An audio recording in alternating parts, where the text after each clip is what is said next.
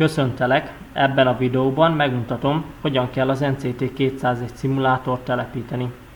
Látogass el az NCT Kft. Weboldalára www.nct.hu.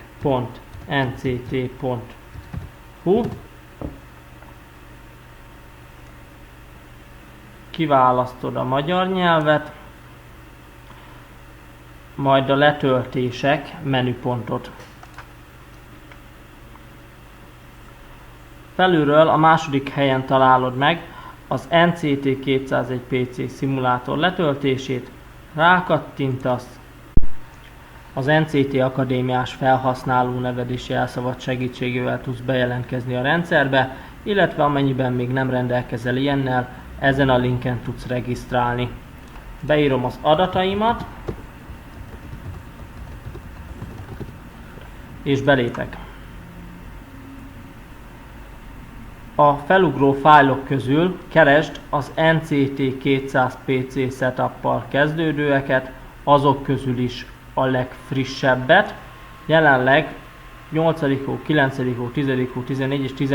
hó 24, és javaslom a paneles változat letöltését, mert ezzel könnyedén tudsz váltani a Windows más programjai és a szimulátor között.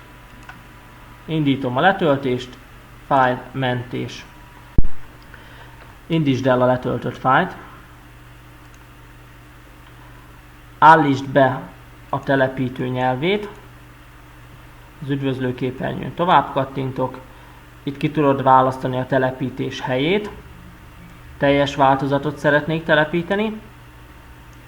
A Start menüben NCT200 PC néven hoz létre egy mappát, illetve az asztalon és a gyorsindítás eszköztáron a telepítő létrehoz egy parancsikont, továbbá a hardware kulcs drivere is telepítésre kerül. Tovább telepítés. Ezt az ablakot kicsit arrébb húzom. Amennyiben ezek után nem indul el a szimulátorod, úgy telepítsd fel a Net Framework 2.0-át és a Microsoft Visual C++ 2008-at erről a linkről. Időközben előjött a hardware kulcs telepítő drivere, next, tovább kattintom, tovább, next, és installálom. Jó, és be is fejeztük a telepítést, néhány másodperc, és már birtokába is kerülsz egy NCT201-es szimulátornak. Befejezés. Nincs más hátra, el kell indítani az asztalról a Maró vagy az Eszterga szimulátor. Indítsd el a Maró szimulátort. A felső sávban megtalálod a szoftver verziószámát és a kibocsátásának a dátumát. Köszönöm, hogy velem tartottál.